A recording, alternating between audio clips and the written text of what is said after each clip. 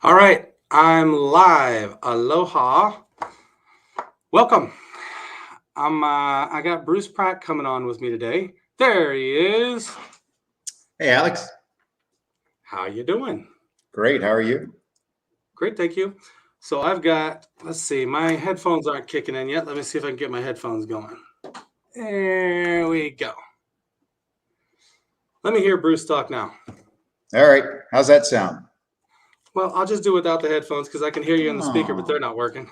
Okay. Well, welcome to the show. If you don't know me, my name is Alex Alexander. I own Integrity Portfolio Management LLC. We own $1.5 million worth of land assets here in Hawaii, and we sell land, but we give away information and knowledge for free because I think there's way too many people out there in the world that don't have to be broke, and they don't know how to stop being broke, and I don't think that you should be one of them. So that's why we make this show. I'm really happy today we have Bruce with us. Hi, Bruce. Hey, Alex. Where are you coming to us from today? I'm north of Kona, just above the airport in the Palisades area. Yeah, Kona, Hawaii. And now I want to hear about, I haven't gotten to speak to you since this TV show came out. Oh, yeah. Now that you're a TV star, let's start off and talk about that. Tell us the story of how that happened. Yeah. So I have my real estate license with a company called Hawaii Life. And the company has had a TV program for a number of years now on HGTV. And so before COVID, back in late 19, early 2020, the company was looking for, or the production company was looking for some new folks to get on the show who had some clients. And so right at the end of the year, going into 2020, I had this great couple from the Bay Area in California that came over and looked for some houses, and just such a great couple. They really get what it's like to live on the Big Island. They weren't coming here to try to make it the mainland here. They really wanted to fit in, and so they were just one of those couples that you really were looking forward to having live on the island and be one of your neighbors, and just really connected with them. And so outgoing, really sharp couple. And so I asked them, I said, and they had found me through Hawaii Life through the TV show. And so I said, you guys want to be on the show? And they're like, yeah, that'd be cool. And so that's how that all got started. That's great. Hey, let's circle back and talk about that. That's something really interesting is you were talking about, because we live in a very unique place. Oh, yeah. And so I have this concept. I'll talk about it for a second, and then I want you to tell me what you think about this. Is I call it the Porsche effect. The Porsche effect. Have you noticed a large number of nicer cars, specifically Porsches, here in Kona over the past, say, 8 to 10 months? Yeah, it definitely looks like the nameplates are coming in a little bit on the higher end these days. Yeah, so I call it the Porsche effect. I maybe saw like 3 or 4 Porsches around Kona over the course of a couple of years. There were hardly any, and then all of a sudden it was just like everywhere you turn, Porsche, Corvette, Porsche, and then there's even some Lamborghinis and some Bentleys and such. And so what I'm paying attention to is I see that in the market that folks move to the Big Island, and they don't realize we have a population of 200,000 people here only. Sure, absolutely. And so a lot of times I know specifically a couple of mechanics that have people that will come to them with a Porsche, and they just won't work for them. The mechanics won't do any work for the people who own the Porsches? Yeah, because it's too much trouble, it's too much hassle, and the customers tend to be too much problem to work with. This is coming from a fella I know. And so he just said, I just answered the phone. I mean, I'm booked out for a month. What do I need to deal with these people that are a problem for? And so I see this future of Porsches and these nicer cars getting sold down, because once you ship them over here, you probably don't ship them back. And so I see classic, yeah. And so I see the folks who owning them selling them down to somebody. So say the lock on the right side doesn't work and the window rolls down slow on the left. You know, the guy who bought the Porsche brand new probably hates it and it annoys him, but he'll sell it down to somebody else who's really excited to get into a Porsche for a little bit cheaper. And then once something else breaks, then that guy sells it down and sells it down and sells it down instead of fixing it up. Have you seen any of that kind of thing happening, like just here in Hawaii on the Big Island at all? I haven't seen it necessarily in the Porsches, but yeah, you can see some pretty raggedy like Mercedes riding around. You know, it's like and I've always just really liked Mercedes. I don't own one, I own a Honda, but I've always liked Mercedes, especially, you know, kind of the 70s, 80s vintage. But yeah, you see them and you think, wow, that was a really nice car in the day. But at the point that it's at now, I think my Honda's nicer. So That's right. That's right. So seeing some of that, yeah. The reason I bring this up and the reason I keep talking about it is I see this kind of with some of the properties here in Hawaii, especially Hilo, the historic district. But I see that in a lot of different places where people will sell down the value chain instead of fixing it up. Absolutely. I mean, I think probably Hilo Town is the poster child for that, where, and we see it in the business districts on both sides of the island. And I know you've talked about that in some of your previous podcasts. You know, you got these two big population centers on the island. Well, big in our minds. Yeah. But the commercial districts, you've got people that will not lots of times do repairs. They just kind of let them run down. And it gets to a point where we've got to do something about that. But it's definitely that way in the residential space in some places as well, no doubt. Do you have any ideas about that at all? I know this is kind of putting you on the spot, politician Bruce. Yeah, okay. But how do we start to fix that? Because I see it a ton in, for example, the industrial district in Kailua Town, and that's all owned by Lelio Kalani. And so that's all leasehold property, right? Right. A lot of it is, yeah. Yeah. So do you have any ideas on solutions? Well, I can't, you know, I can't speak to the trust, right? I mean, there's a certain restriction on them, and, you know, you would hope, and we've talked about this before, you and I, you know, about how they treat the agricultural land and that they are actually good stewards of that. You know, the idea is that they really should look at it from the highest and best use. I don't think there's any argument from people who are investors or professionals that leased land needs to be highest and best used, whatever that is. But to me, whether you're talking about the leasehold, I'm not going to answer your question, but I'm going to answer it the way that it's kind of been in my mind, because whether it's the leasehold properties that we see in the cities, or whether it's fee simple, to be honest with you, and this probably would irritate some people, but I think there's time for some new blood as far as ownership is concerned. It seems to me that you've either got on island or off island owners who've had this property for years and years. They've extracted, for whatever it's worth, most of the income that they want out of it. And yet I've run into so many 30-something, 40-something, even 20-something real estate investors who have a different picture of what this island could look like. Mixed use, you know, we have residential above and corporate, you know, retail or whatever, commercial below, and really start to attract a different sort of either ownership or lessees coming into the place. You know, I see that in Hilo. You just think about Bayfront. If you started to do some more mixed use down there, it could really be vibrant. I'm not trying to turn it into the mainland, but I just think that there's a real lack of future vision about the value of especially commercial real estate in Hilo and in Kailua Town. I think down there, that historic district in Hilo is the biggest gold mine I think I've seen. Yeah. I mean, to me, it's the size of like a Vegas casino style size of profit. It's amazing. There's so many buildings, and they all qualify for the historic tax credit too. Right. I think there's 20 in that area, 20 buildings within like a 5 or 10 block area. And that's an amazing amount of historic buildings. And all of them could qualify for the tax credit, could be rehabbed into really, really nice buildings.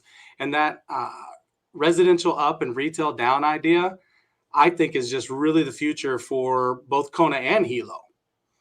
I'm I'm Yeah. really I'm really hoping some of the guys, like I've been trying to contact well, I shouldn't say I've been trying. I've been working towards putting things together to contact like JD Watermule and some of the larger landowners that anybody who's not on the islands, there are a couple of really large commercial landowners, the Watermules, Alexander Baldwin, some of these Yeah. large companies that own tons and tons of retail space. The building, literally two buildings right in front of my office, we've been talking about this because they're both empty. But what you were saying about the change of blood, I thought was really interesting during COVID. It seems like there's a start of it, and with a lot of things changing, it hasn't really kicked off as much. But remember all the older activity booths down on Ali'i Drive? So right down here in the real populated tourist area, we'd have like really kind of low rent, like a closet type of a business that really they were just trying to be almost on the street. And it was kind of low rent, in my opinion, the way it was kind of almost like Barker's, you know, hey, come take a Yeah. tour. And it Yeah. was kind of low rent, and all of that went away immediately with COVID. Well, pretty much everything went away. That's But right. those lower end have not come back. And a lot of the older businesses that I saw as like I kind of have this avatar in my head of like neon green and orange parasail boat that says Parasail Hawaii Safari. I mean, what does safari have to do with Hawaii? Why is it purple and orange? And you know what I mean? It's just really Yeah. disconnected from the place, but tends to be very profitable and has people who live, like you were mentioning, either off island or not connected to the community. And so a lot of those businesses went away, and now we're springing up with businesses. What kind of new businesses are you seeing spring up? Well, probably the thing I'm most aware of right now, because of the proximity of the church that I pastor, we're connected with the Kona Inn Shopping Village, right? And I'm sure you're aware that that's for sale, and they're moving towards selling that. And in the midst of COVID, that place was almost a ghost town. And I don't know, I can't count, but it seemed to me like there were less than a half a dozen businesses left. So many of them shuttered during that time. And then the beginning of this year, they really put the push on, even before it was publicly announced they were going to sell. And you really started to see new businesses come in there. And what excites me is, what excites me is the thing that used to kind of turn me off, is that so much of what was down there before was almost generic Hawaii. It wasn't Big Island. They were selling a lot of things that were not, they could have been sold anywhere in the world. It just didn't really have that sense of Big Island or Kailua Kona or any of that. And now you're starting to see like artists come in there. You're starting to see this a new guy in there. It's a family photographer. And you're seeing some higher end things, like, and it has nothing to do with Kona, but they got a Dole Whip place in there. It's something different. It's not the same old store after store after store where it's t-shirts and sweatshirts and lays and that kind of thing. There's some variety to it, and so I'm excited to see that sort of thing. And then across the street, by the way, there's a company that started, I think, this year, where they're doing mostly, I don't think it's 100%, but mostly products that are made or manufactured or sourced from the Big Island. And I think that's cool. You've got to have an identity to Kailua Village. I just think that's so important, so that when somebody goes down there, they say, oh, okay, I'm in a different place. And there's something, and then what I look for, and this is not scientific at all, but what I've been looking for down there is, how many people do I see carrying a bag?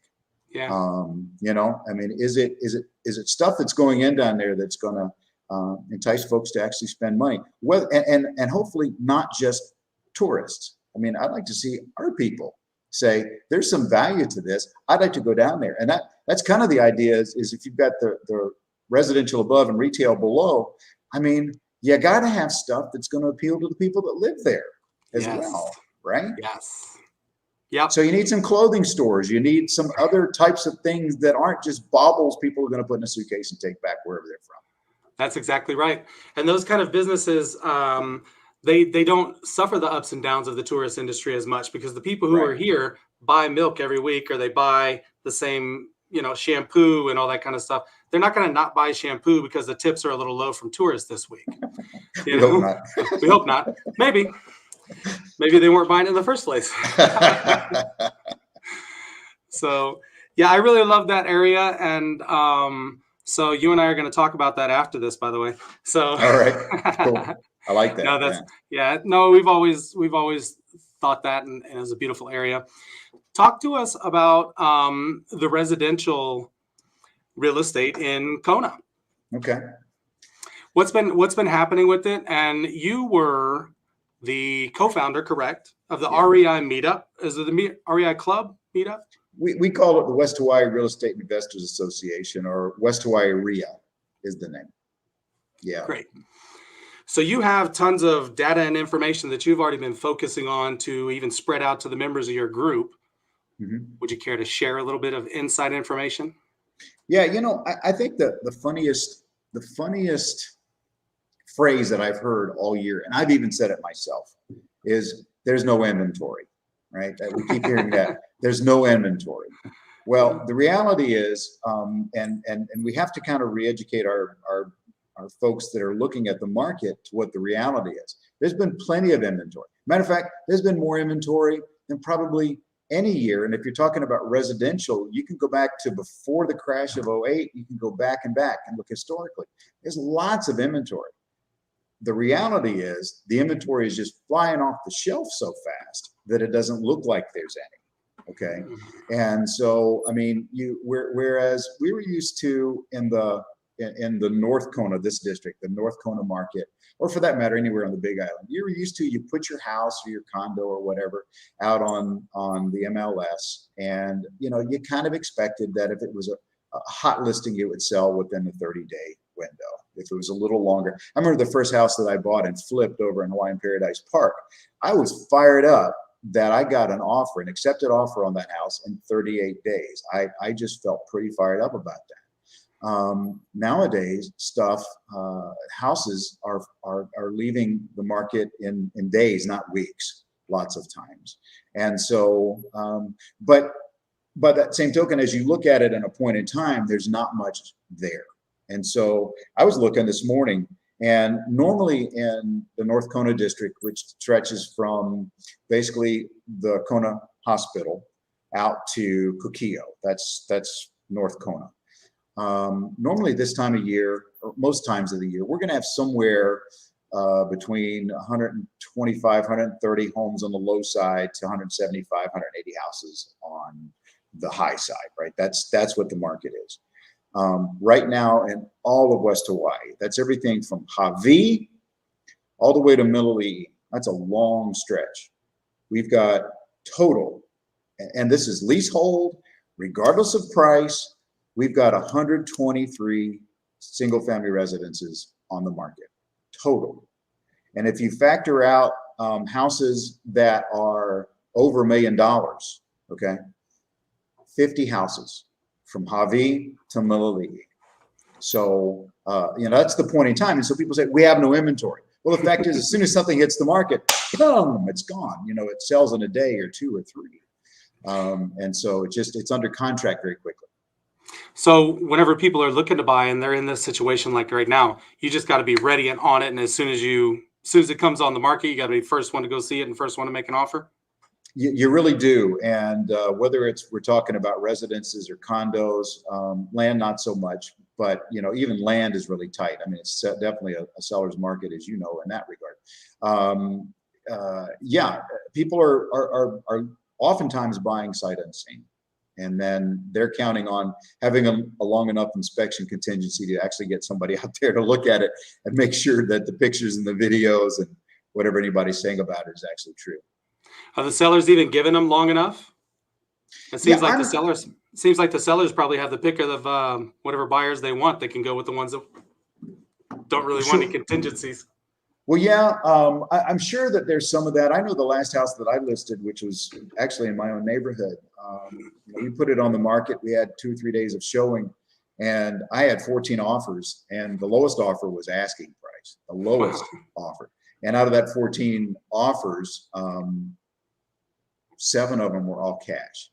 But at least in my circumstance, I didn't see people backing away from inspection contingencies. I didn't see them backing away from some of that. And they were still looking for things like termite inspections and what have you. I think they would waive things like survey. They would say, oh, okay, we don't need a survey. It's in a neighborhood kind of thing. But I'm sure that in some of the dog-eat-dog situations out there, people are waiving almost everything, which is frightening because the one thing you got on your side is some sort of an inspection contingency. You want to get out if it's just not a good thing. You got to have something. Yeah. I want to circle back and talk a little bit about your church that you pastor here, and Yeah. it's less than a block away from my office. That's right. So tell us about it and how you got started doing that, because that's been going on for quite a while, right? Yeah, the church I pastor, it's called Kona Coast Fellowship. And actually, the ministry's been around since about 1990. It was founded by a couple named Chuck and Donnie Antone. And they met at the Holly Holloway for a while until the government said you can't have a church on county property. You can't do that. So Uncle Billy, who owned the Kona and Shopping Village for all those years, allowed the group to meet on his lawn out next to the Kona restaurant. And so Chuck and Donnie ran that ministry for many, many years. They're in their 80s now, and I took over as the pastor about 4 years ago. It's real basic, man. We bring a bunch of tents out there, set them up on the lawn at 10 o'clock on Sunday morning, and by 11:15, we're done. Tents are gone, we're gone. So it's basically a ministry catered to visitors, but I really like when folks from town come and are part of us. That's great. And we've been, and it's beautiful. It's out there on the lawn. And so let's talk about when we were talking about residential a minute ago, we weren't talking specifically about investing. Right. You were mentioning that you're seeing a lot of like 30, 40-year-old kind of younger investors coming in. Are they working more in businesses or looking more like real estate investing? Well, when I talk about that, those are people that I kind of know in the community more than anything else. People I'm working with. I've got a nonprofit that I'm working with as far as affordable housing, and then just people I've met who've come through either the RIA, who know that I'm in the RIA, and they'll call me up and say, "Hey, I'm looking at investing." And it seems to be a pretty good mix, to be honest with you. I see some folks that are looking to get started in some sort of either doing flips or doing some buy and hold type situation, sometimes multifamily. And then there are some folks I've talked to who are trying to break into the commercial market, more on the helo side, the people that I talk to. And I think I can understand that just from a price tag perspective. Sure.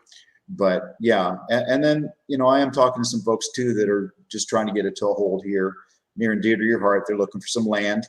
Whatever they're going to do with it, there's a whole lot of different applications. Yeah. Let's talk about short-term vacation rentals. That's been the big hot topic around. Yeah. So let me instead of me explaining it, why don't you explain what's been happening? I've kind of talked about it on the channel a little bit with short-term vacation rentals, how it's changing in the area. Can you talk about it a little bit?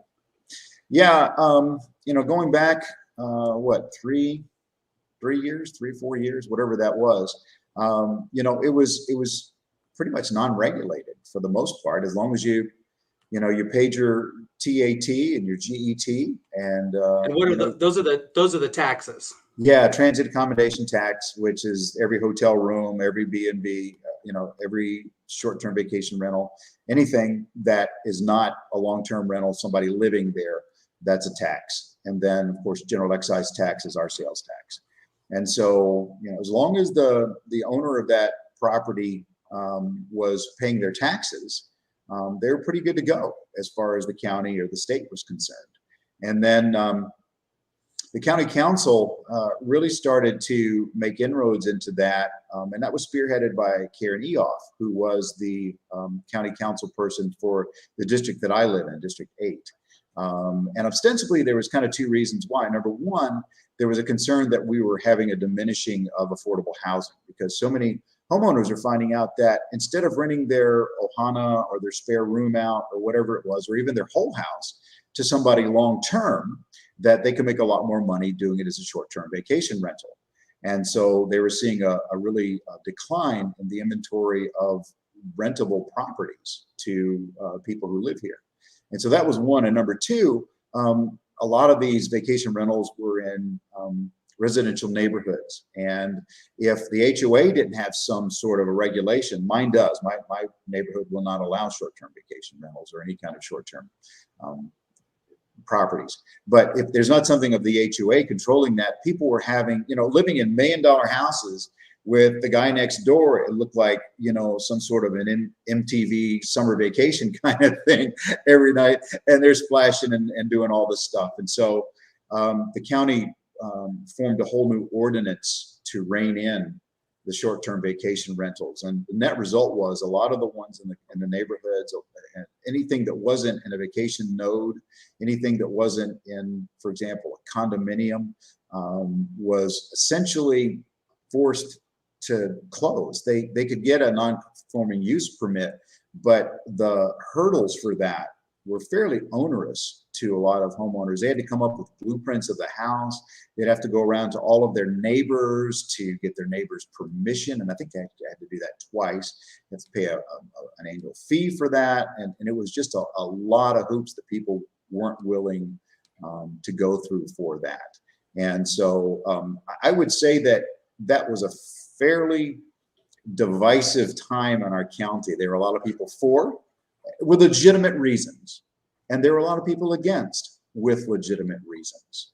And then one other aspect of it that the county really was verbal about, the housing director at that time, Michael Yee, said, we want to have the county's land use conform to the state's land use.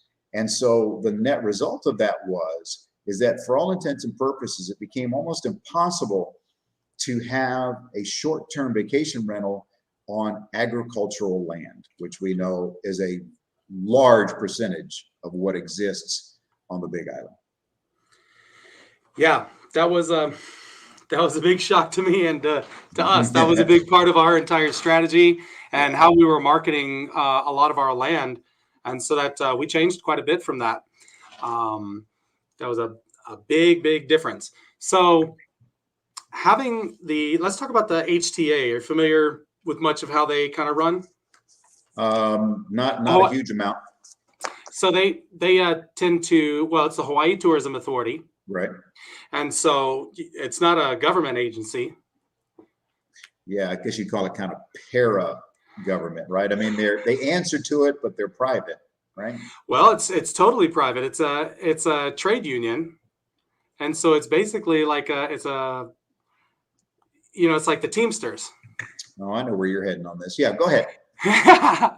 No, I don't really have a point, but I just wanted to kind of talk about it, how the HTA, I don't have a good or a bad feeling about the HTA. I think it's really important to watch what they do and what they push.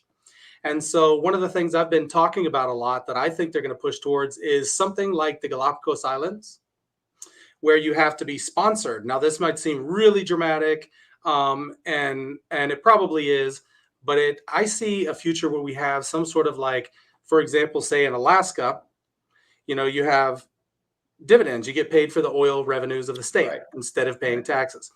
I think it should be the same way here, to where if you live here and you're registered and you can get a license to be a sponsor, where people come here, but you're responsible for them. So there's only going to be a small amount, maybe 5 or 10% of the population who lives here who will get like a registration card to be a sponsor. But then you can be like, it's almost like a travel agency. You can have an agency where you have a couple of sponsors under you, and you can get a higher license to where you can have 10 people instead of 3 or something like this. But my whole point is, if they can find a way to tie it to the people that live here, because the people that live here what do you feel the people that live here feel about visitors? Wow. I think it's the whole gamut. But I think if I could put it kind of just the middle, right? Like the middle 50% or something like that. Because you got the right, the bell curve. There's people on either end, some that just think, we should bend over backward and just do whatever we need to for our visitors. And then the other side says, let's shut the place down. We loved it during COVID and we don't need them. Of course, we know that our economy is geared to them. But I think to me, in talking to people, I think the mindset typically is we're fine with visitors. As long as, they respect our land, they respect our home, they respect our way of life. They don't come in feeling privileged, and they recognize the fact that they call it paradise. Well, treat it like paradise, doggone it, and that's where they need to be. There's been a lot of call for trying to restrict the number of people coming in. That's going to be tough, right? Because you're just banging up against free enterprise. But we could do a lot. Honestly, I think that tourism is the goose that laid the golden egg, and unfortunately, our state is running behind dealing with the headaches and the stresses that come with tourism. So, I know they're backing down on their budget for that. I think they ought to spend more money on it and really be talking with communities and counties and just whoever to try to get a better plan for it. There's enough room for us. I think the challenge is we can dilute them here to a certain extent, just because we're big. Those other little islands, man, I struggle when I go to the other islands, quite frankly, sometimes, because it's gotten so crowded. Yeah. Well, back to what you were talking about. One of the big things you said about that 50% in the middle was that they're happy to have tourists over there. Like, we're happy to have them here on our island in the tourist area. And so it becomes a big challenge whenever you go to the grocery store and the middle, like 3 aisles, are all tourist crap that no one who lives here wants. But we also don't have stuff like, we've run out of paper for the kids to go to school, stuff like that that's needed, but we're not running out of like umbrellas and stuff that the tourists want. Well, there seem to be kind of like tourist shopping areas, and like this is the shopping center that the tourists go to, and this is when the folks that live here go to. And whenever that seems real separated, it seems real peaceful. It seems like people are real happy to say like hi and aloha and be friendly whenever they haven't just been waiting in line behind, 5 people that are buying like entire shopping carts full of stuff at a real small store. Sure. And, Costco is, ground zero for that. Oh, right? Man. You get off the plane, you get your rental car, you go to Costco. Yep. And you can always tell the visitors because typically they're the ones that are loading up with, lots of booze and lots of food and a boogie board that they can return at the end of the 2 weeks, even though they used it. So they stopped doing that. Did you hear about that? Oh, did they really? Well, good. They needed to. That just ticked me off, man. Well, here's something for anybody off the island. We'll let you in on one of the secrets that don't come here and try this because they don't go for it anymore. It used to be the real hot thing that the tourists would come and load up and they'd buy like 3 surfboards and a boogie board and a tent and all hammocks. And Costco had a return policy that was very, very, kind to the customer. And so people were taking extreme advantage of it. I mean, extreme advantage. And I think it even got on some travel blogs that was the hint to do. And so people were pissed off because I remember whenever they changed their policy, because, we go to Costco every week. And we were having people yelling at I thought we could bring this. The policy is this. And what's real funny is you get a little local girl up there. So, no, new policy. Here's a sign, new policy. And a local teacher tell them, no. So anyway, don't. That's one of the things that kind of inspires this kind of negative feeling. We see that kind of thing and we go, really? Like, we kind of understand if you had to take something back at the end because, not if you bought it on purpose, but whenever you really see somebody like doing something you go, really? Like, wouldn't you call somebody else out if you saw them doing that in your community at your house in Idaho? Like, wouldn't you call somebody out if you saw them doing that, causing a problem? I think you would. I don't think you're a bad person. You're just not paying attention, maybe. Yeah, really. Yeah. Just because you don't live here, man, just gotta respect the folks. Yeah. Well, let's I didn't give you a chance at the beginning. We talked a little bit about like who you are, and here we are halfway through, and I finally get to give you your resume, your chance to talk about your resume. I don't think I'm good enough yet at the format and all that kind of thing. It's all good. I want to give you the chance though, because I want you to talk about who you are and what you do here. Okay. Well, I've lived here almost 9 years. Moved here to pastor a church, and after I've been here about I don't know 2 years possibly, I went to one of those one-day dealies with one of the groups that does real estate investing. A friend of mine and I went. He said, "Hey, let's go check it out." I said, "All right." He's a really successful guy. Does a lot of rental properties back in Central California, and has done very well for himself. And so we went and hung out for that, and then we decided to go to their 3-day and find out more, and ended up getting involved with that system, which basically was kind of focused more on flipping, but also with the idea that you build your nest egg through flipping houses, and then you want to start parlaying that into buy and holds, because that's where residual income comes from. That was kind of their model, which is a good model. One of the things they encouraged in their system is if you're going to do it a lot, you might want to think about becoming a real estate agent.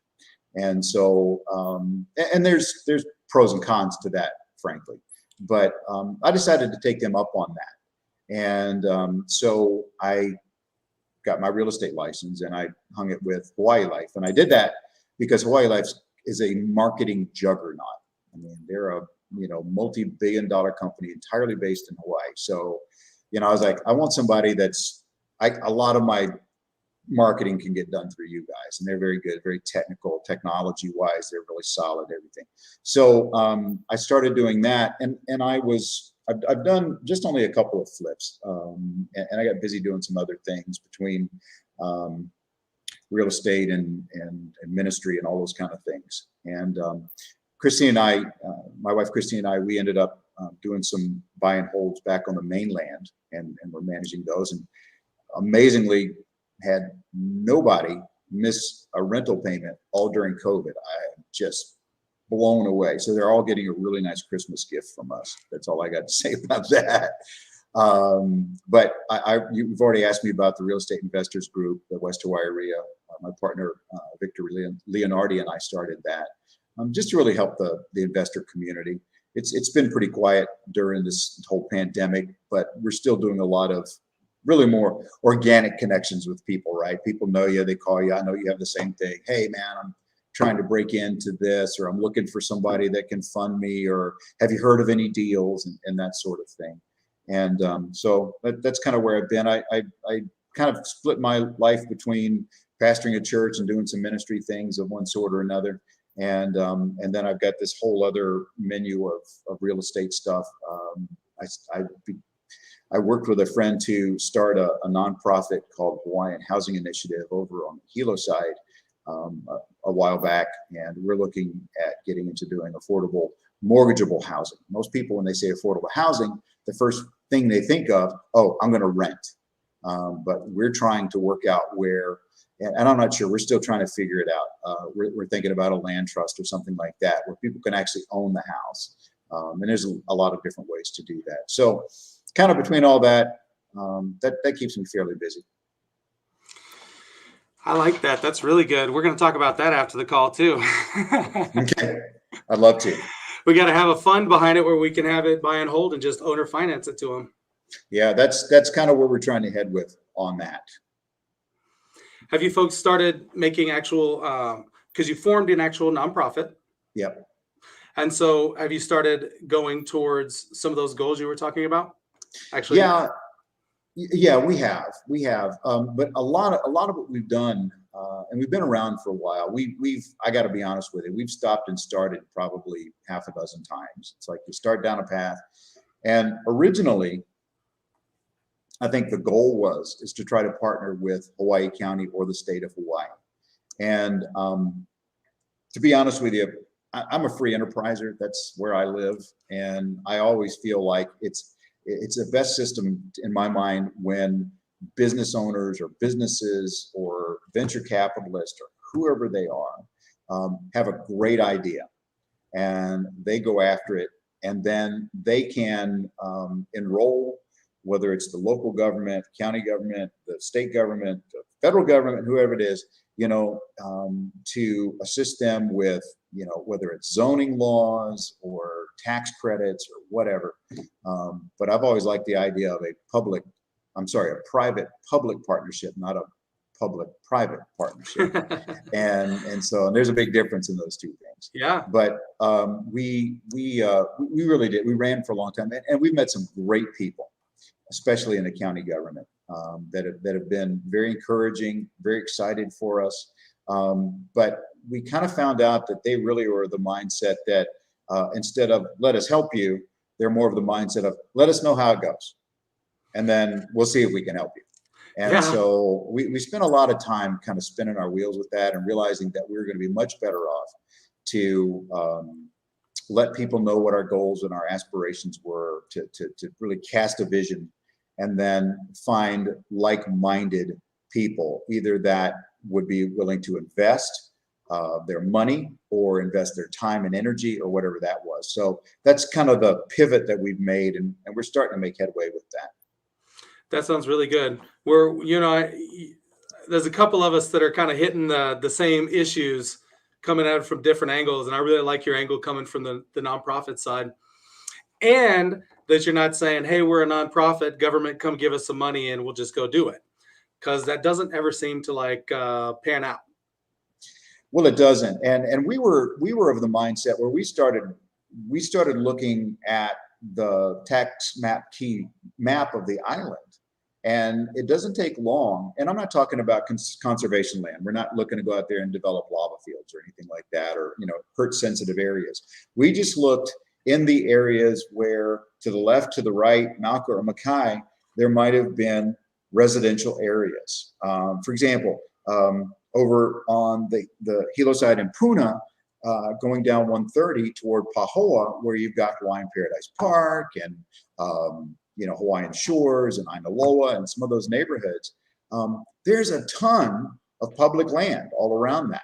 And then going back up toward Hilo, and I realize that some of it is being managed for certain purposes. We understand that it sometimes is public for a reason, but there's just a ton of land floating around, and we're like, would you guys be interested in working out a way that we could have access to some of this? And it really was kind of this finger pointing thing like that, right? But we found out that there were a lot of people that were rooting us on, but really not anybody who was in a position to resource us in any way. And so at that point we said, maybe we'll come back to these guys later. Maybe a different leadership might have a different receptivity toward that. And we do have a couple of champions. Russell Ruderman, who's a state senator, he's been a super champion for us and trying to connect us with different people along the way. But again, I think we've got to get the plan. We've got to have it in place. We've got to have the funding even. And then we go to them and say, look, we need some really good zoning decisions on some of these things, or if we put this in place, are you guys going to be able to help us with infrastructure, whether it's water or schools or roads or whatever. Going back to your comment about how the county tends to respond, if we look at the way that, so like Pahala, for example, it seems like the way that the county has had experience with it going before is a big concern of some sort, like sugar mill, coffee, some large, it's been agricultural so far, will come in and say, we'll pay for a dock and a school, and we'll put in a hospital, and we'll put in a community center, and you just got to let us do whatever we want out on this humongous 300,000 acres of coffee and sugar field. And so it seems like we might be a little bit mosquito sized to the county as far as our dreams of subdividing, 500 acres or something like that for some affordable housing, when really that Yeah. stuff seems to come down to humongous, like basically city building, which is fine with me. I'm down with 50-year plans. Yeah, I'm with you, and I get that, right? And I think that's why, you've got to approach it, in my mind, and I don't mean this in a derogatory manner, but you need to start at the lowest level. Kind of where I found receptivity is calling up whoever the county council member is in that particular part of the island, and talking to them, talking story to them, and kind of laying it out. And most of them, when you start to talk about, because one of the things that we like to do is to, as a part of this affordable housing, is to really try to spur on agribusiness, right? Get people doing something with agribusiness. And so when you say that, and you say affordable housing, and then you say mortgage, and you start to talk about generational wealth, that tends to get the attention of most county council people that I've talked to recently, right? Good, wonderful. I was afraid you were going to tell me that whenever you start talking about mortgages, I thought it was going to be they were going to say, no, we're not into that. But that's really wonderful. Yeah, it is. But, again, I think they're busy, right? I mean, those folks are busy. And so what they're looking for, really, for us, is to come to them with a plan, and even come to them with talking points. All right, if I'm going to bring this to the council, if you're asking me to do something to the council, then, really, I need an executive summary that I can take to them. And, if they're green light, then, we get you guys to come in and do testimony or whatever, have a meeting. And we've done that. We've gone over to especially the Hilo side, we've gone over to the county building and sat down with 2 or 3 council members and just try to explain to them, where we're at. Where we found the less receptivity has been when you get into the administration. And I'm not talking about the mayor's office, but when you start talking to the departmental heads, and all of a sudden they're going, because you say affordable housing and you talk about, can you guys work on the code a bit to lessen the cost? And the first thing they hear, even though you didn't say it, is they say, well, we can't make them less safe. It's like, we never said that. We never said that. But it's just you're banging up against long held beliefs. Yeah. And so yeah. Wow. What you were just saying is we can circle back to the HTA I was talking about, the Hawaii Tourism Authority, because this is what they put out. They put out the Hawaii Island DMAP, the Destination Management Plan. And so you were talking about the what the county wants is they want us to come with a plan and talking points, and basically they want us to write the legislation for them, right? That's true. That's why that's why the HTA I think is so important to watch, because that's what they do. Like, they figured that out, exactly what we're talking about. They figured it out and somehow figured out how to do it. And I don't know, I should look on their website. They're probably 20 or 30 years old of doing exactly what we're talking about. Telling the people who are running the governmental agencies, look, you don't need to worry about it. Here's all the rules, tweak it out to make it the way you want it, and we'll solve these issues. Well, what you're saying there is a conversation that we've had multiple times, and we're just an upstart in this whole process. I mean, it's had a long learning curve, but when we sit around sometimes and just dream, if you will, we talk about that, and really, in order to be effective long term, you're going to have to get into things like lobbying. I mean, you're going to need that. You're going to need people that are going to be able to talk to these folks. And what that looks like exactly, we haven't fully fleshed out. But yeah, I mean, when you've got this huge organization that is able to, let's face it, they had a lot to do with crushing a lot of these short-term vacation rentals. I mean, that's where that came from. I mean, we know that they want folks to stay in their hotels, not to stay out in some place out in the country. And when you're going up against that, whatever space it's in, you got to be going into battle with the same weapons that they've got. I hate to cast it that way, but that's kind of the way it is. Yeah. I kind of look at it the other way as I go, they're so big that I'm not interested in any sort of battle with them. Let me figure out which direction that they're going and get in the same direction. I agree with that. I agree with that. But I think you're going to have to use some of the same tools so that people understand your language, yes, if you will.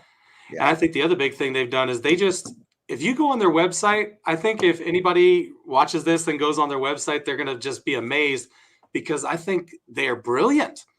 They just said, hey, we're called the Hawaii Tourism Authority, and we own the brand of Hawaii. Yeah. I think that's brilliant. It's like they just say, well, we just own the brand of Hawaii. We decide how to present Hawaii in the media, and we say how Disney should put Hawaii in the movies and stuff like that. And it I hope they're good people because they just made themselves a ton of power in a really interesting way. So. Well, that's always my concern, right? I mean, we need somebody to bring all that together. You just can't have. I mean, I'm all about branding, and I know you are. I'm all about branding, and you want consistency. You don't want the Big Island doing it one way and Maui doing it another, and they're conflicting or mixed messages or any of that sort of thing. So yeah, you do need a clearinghouse. You've got to have that. But what you don't want to do is in the midst of them doing that is that it somehow creates an adversarial relationship between them and the people of Hawaii, the business community of Hawaii, or it becomes a winner-loser type thing. I mean, I think it's got to benefit our state and our island. Yeah, they're the deep state. Okay, maybe could be. It's quite possible. Yeah. But I just think it's important to watch big things like that, and that's why that's actually how we even met, because I got brought to the RIA meeting, right? And our whole thing is we already had our strategy. We weren't looking for a new investment or a new something. We wanted to hear what all's going on in the economy in the area and all that kind of thing. And so you even have your own group of gathering knowledge and all that kind of thing. And so the great thing is with your nonprofit, now you can gather that knowledge and put it out like the HTA using those same tools like you were talking about. Yeah, absolutely. And we're starting to do that, as far as just, and again, even a nonprofit has got to be branded correctly and it's got to message itself correctly, especially if you're going to try to draw enough funds to build a substantial, a measurable amount of homes. You're talking millions of dollars. And so people don't just give you millions of dollars because you look good, or you gotta show them that their investment is going to be worthwhile. Let's talk some turkey, talk some numbers about that project specifically that you're looking at and the projects that you want to get going. Like, how much money do you want to put together and how much land are you guys putting together? Give some details and some almost like a pitch of what you guys are working towards. Well, that's kind of in a TBD situation. We're still kind of working it out, but I will tell you that the sense that we have is we would like to be building as many houses as we possibly can. If we could build 100 houses a year, that's a good start as far as we're concerned. Ideally, what we'd like to do is be able to buy a fairly sizable portion of land that we can then subdivide and put in roads and do the whole 9 yards. We've talked about the idea that what we would do is, again, we've looked at a land trust situation, where we'd own the land, but the people would own the homes, basically leasehold type situation. But we're not against, if we can get it low enough, we're not against just selling them outright. And if it gets into phase one for us is really just homes, and we've talked about, and I'm going to be a little bit oblique about this because it is something we're still working through. Sure. We've talked about duplex, quadplex situations. We've talked about, common areas, common laundry, and what we want to do is we amplify from that is we want to start to have things like, as we do the agribusiness, that we could have, for example, if it was a coffee agribusiness, which I know you know something about, that you'd have a central area for a lot of the common types of processes that might be going on. If you're doing it more like just, foodstuffs and things like that, a place where you could have storage, you could have shipping, whatever, like that kind of thing. Or you could even have, if you will, the homes would be a kind of in a circle, and the farming area would be a common farming area in the center or something like that. So all those kind of things are going around. So as far as how much money we need, as much as we can humanly get. So again, we're still kind of working on that. As far as being able to give returns to investors, we're not going to be able to give commercial returns, but we feel like it would be something worthwhile to them if they see that what we're building helps the island of Hawaii, the people of Hawaii, to be able to thrive and be able to have that generational wealth we're talking about. So I know that's not quite what you asked me about, but I'm not quite to the point where I'm into the dollars and cents world just yet. Yeah, but that's great, because you just cast a beautiful vision, and that you realize that we're not just going to go find the folks who are just going to want the top amount of money, because that's a certain group of investor. Well, there's also a whole other group of investor that wants to make money also, but really is all about impacting people with their money. That's become a whole different group. That's like a total, like a locked in demographic, where that's their desire is, yeah, we want to make some money, but what's really important to us is that we affect this kind of people with our money, that we help this kind of people have better lives with our money. Absolutely. Absolutely. And I mean, they're all over the place. But you've got to make sure. It's like somebody that wants to buy organic food, right? You got to make sure that you don't just put the label on it, that it actually is organic, and then the same way, if you're gonna do something that's driven by a nonprofit that's looking for affordable, and you're looking to improve the lives of people, then you got to make sure that you've crossed your T's and dotted your I's every step along the way. So when they give you that, when you report back, they go, oh, that's what I was expecting to invest in. And it doesn't become something else because you're driven by necessity or profit or whatever it could be. So, and it sounds kind of silly for a guy from a nonprofit talking about profit, but you want to make sure that it's run healthy enough that it's going to continue for a long time. Bruce Pratt, this has been a great talk. I really appreciate you coming on. We talked about I'm gonna have you on again, and you're gonna come in the studio next time. Oh, I'm looking forward to that. Well, I have to get my studio up and ready. It's only just my office now. I have to put in like a microphone or something to make it where we can have somebody here. I'd love to have you as my guest. I am ready. You let me know. I'll be there. This has been the Chat with Pratt. This has been a really good show. I like it a lot. Thanks for coming on, Bruce. Tell folks where they can reach you if you have any socials or email or anything you want to put out. Yeah, probably the best way to reach me these days is just through Hawaii Life, Bruce Pratt at hawaiilife.com. And you can go on hawaiilife.com and just search on me too, and you can find my agent page. I have lots of emails, but that's probably the best one to catch me at. You can search for me on Facebook as well, though that's more of me just being goofy and showing pictures of puppies and kitties than it is about anything business at this point. So well, that might be even more fun. Maybe so. Alex, thanks a lot for having me on. It's been a pleasure. Thank you, Bruce. We'll talk to you soon. Everybody else, thanks for joining us. Aloha.